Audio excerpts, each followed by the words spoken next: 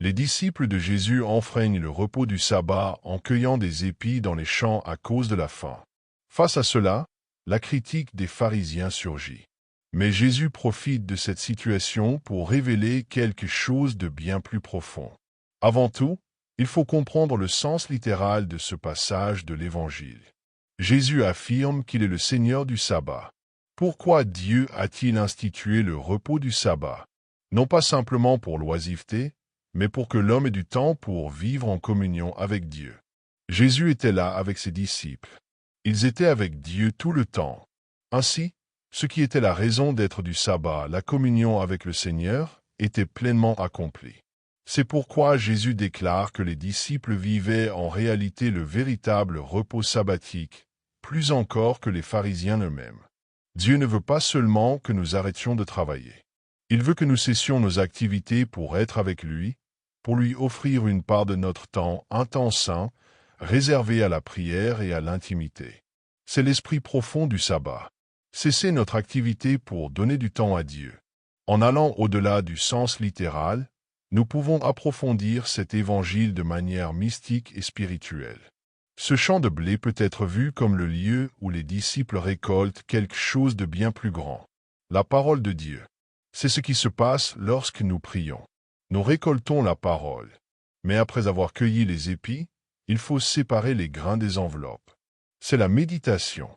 Méditer, c'est ruminer la parole, y demeurer, jusqu'à atteindre le cœur du grain. Le cœur de la charité, de l'amour, qui nous nourrit véritablement. Nous sommes tous affamés de la parole de Dieu. C'est pourquoi il est essentiel de réserver chaque jour un temps pour être avec Dieu dans la prière. Et ici, je ne parle pas seulement de chapelet ou de prière toute faite. Je parle de la prière intime, personnelle et silencieuse. Un bon engagement spirituel est d'unir cela à la communion fréquente. L'Eucharistie est le moment le plus intime de notre rencontre avec le Christ. Mais si tu ne peux pas communier, ou si tu as déjà communié et désires une plus grande intimité avec Dieu, il existe un chemin précieux. La méditation de la parole de Dieu. Non comme une étude froide, mais comme une recherche sincère d'une vérité à contempler et à obéir. Une vérité qui, bien souvent, fait mal, car elle exige un changement de vie. S'il n'y a pas cette recherche, il n'y a pas de véritable méditation. Le chemin est clair. D'abord, récolter la parole, la lecture. Ensuite, la méditer, ruminer, enlever les enveloppes jusqu'à trouver le grain qui nourrit l'âme. Et lorsque, dans l'amour, nous nous unissons à la parole que nous avons méditée, quelque chose de profond se produit. La rencontre, le mariage spirituel avec le Christ.